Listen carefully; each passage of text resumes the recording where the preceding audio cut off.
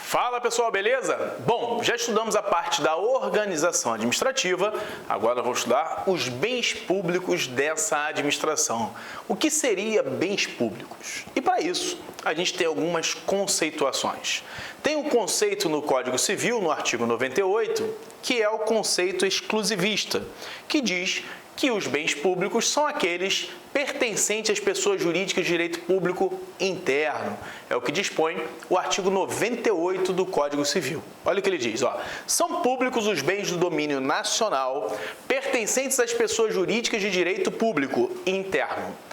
Todos os outros são particulares, seja qual for a pessoa que pertencerem. Então, olha só que bacana. Você tem o seguinte, ó. Quando se fala em pessoa jurídica de direito público interno, eu estou falando de quem? Das entidades estatais, então estou falando da União, dos estados, do Distrito Federal e dos municípios, e estou falando também das autarquias e algumas fundações públicas. Quem ficou de fora? Ficou de fora as empresas públicas e sociedades de economia mista, que são entidades de direito privado. E algumas fundações também que podem ser de direito privado. Então, se não for direito público, não é considerado bem público pela lei. Então, essas pessoas aqui são pessoas jurídicas de direito privado. Ou seja, os bens dela não são considerados bens públicos.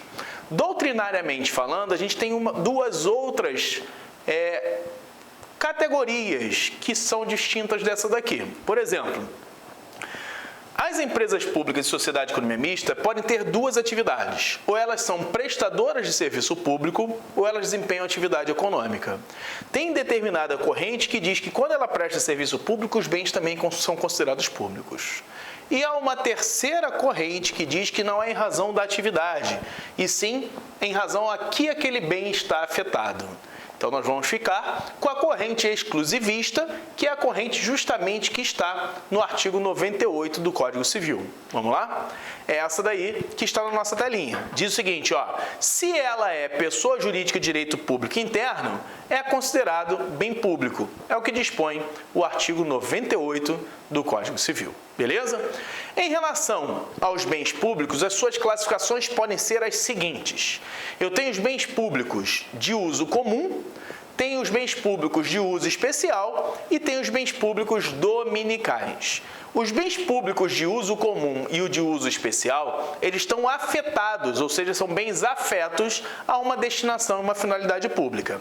Os bens dominicais, eles integram a estrutura patrimonial do ente público, mas ele não está afetado, ou seja, ele não está sendo usado para uma finalidade pública. Então, por exemplo, nós temos aí bens que integram a estrutura patrimonial do ente público de direito público, mas não está afeto a uma destinação pública. Os bens que estão vazios, bens que estão locados, por exemplo, para iniciativa privada, são exemplos de bens que não têm uma destinação pública, então são bens desafetados. Quem são esses bens públicos considerados de uso comum, de uso especial e de uso dominical? No artigo 99 do Código Civil, você tem esses conceitos. Olha o que diz aí, ó. São bens públicos, os de uso comum do povo, tais como rios, mares, estradas, ruas e praças. Então, esses são de uso comum do povo. Os de uso especial são aqueles que são os edifícios ou terrenos destinados a serviço ou estabelecimento da administração pública, seja ela federal, estadual, distrital, territorial ou municipal, inclusive de suas autarquias. Ou seja, se a pessoa é de direito público interno, essas pessoas possuem os bens públicos, beleza? E esses bens públicos que ela utiliza para a prestação desse serviço são considerados bens públicos de uso especial.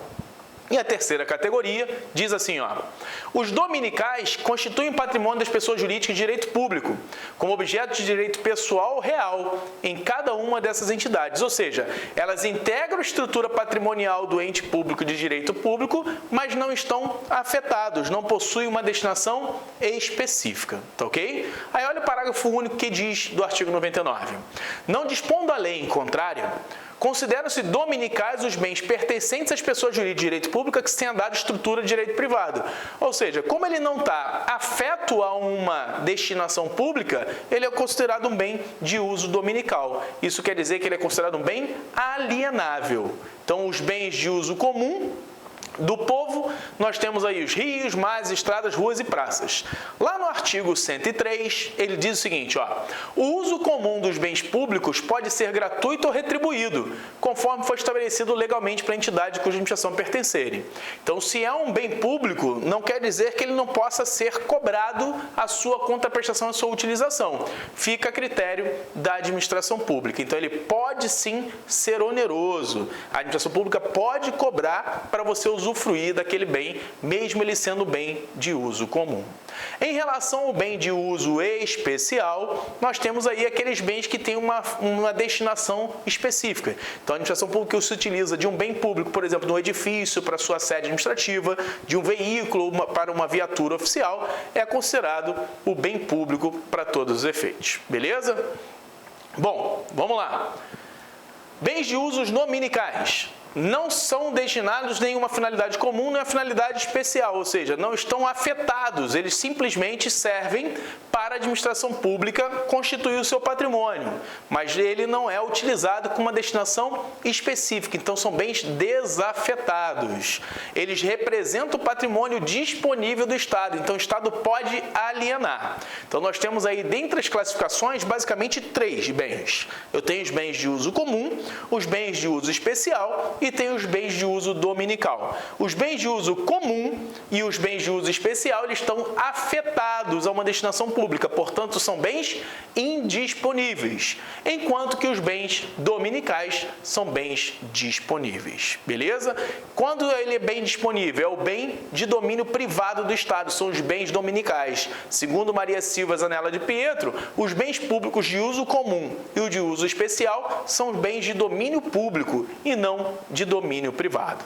Tranquilo?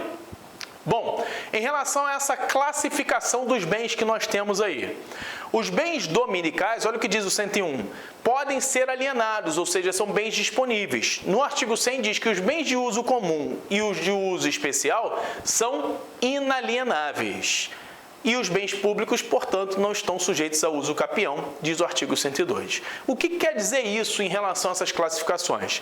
Quer dizer que os bens públicos possuem as suas características, são chamados atributos ou características. E esses atributos estão relacionados com os bens que são afetados.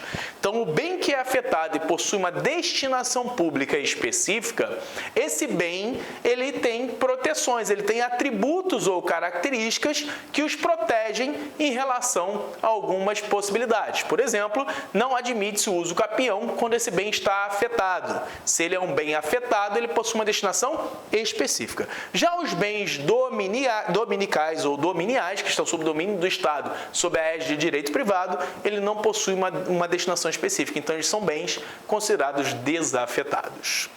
O atributo ou característica do bem público que não permite a esse bem a sua alienação é chamado de inalienabilidade. Já os bens dominicais, eles são alienáveis. Só que qualquer bem público, para ser alienado, seja ele bem imóvel ou bem móvel, ele tem que passar pelo crivo que determina e os requisitos da Lei 8666, lá no artigo 17. O artigo 17, inciso 1, prevê a possibilidade dos bens públicos imóveis e o inciso 2 dos bens móveis. Então, você tem algumas características. Por exemplo, nos bens bens públicos dominiais ou dominicais, ou seja, aqueles que eu posso dispor, que eles não estão afetados, eu tenho que obedecer isso daí, ó, que dispõe o artigo 17. Necessidade de autorização legislativa tratando-se de bens imóveis. Já para bens móveis, veículos, por exemplo, não precisa. Em relação aos bens imóveis, eu tenho que adotar a concorrência. Mas se for em relação aos bens móveis, eu posso adotar leilão. E aí eu trago algumas possibilidades de dispensa de licitação, por exemplo, para bens imóveis.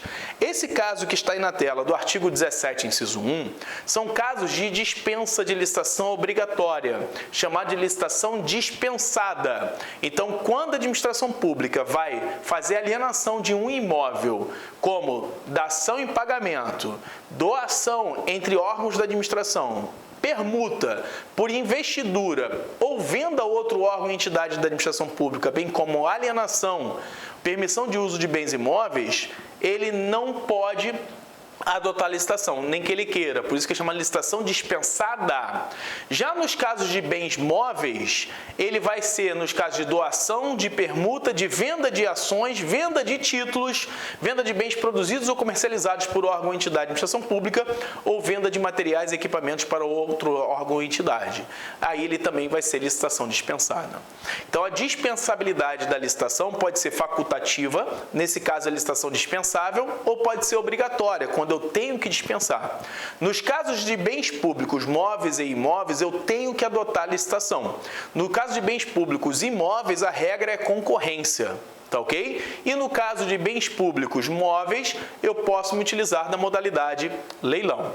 Quem são os bens públicos? Quando móveis são bens inservíveis, bens legalmente apreendidos pela administração, ela adota o procedimento licitatório. Se for num dos casos previstos no artigo 17, inciso 1, para imóveis, ou 17, inciso 2, para móveis, eu vou ser obrigado a dispensar a licitação se tiver nesses casos assim previstos. Tranquilo?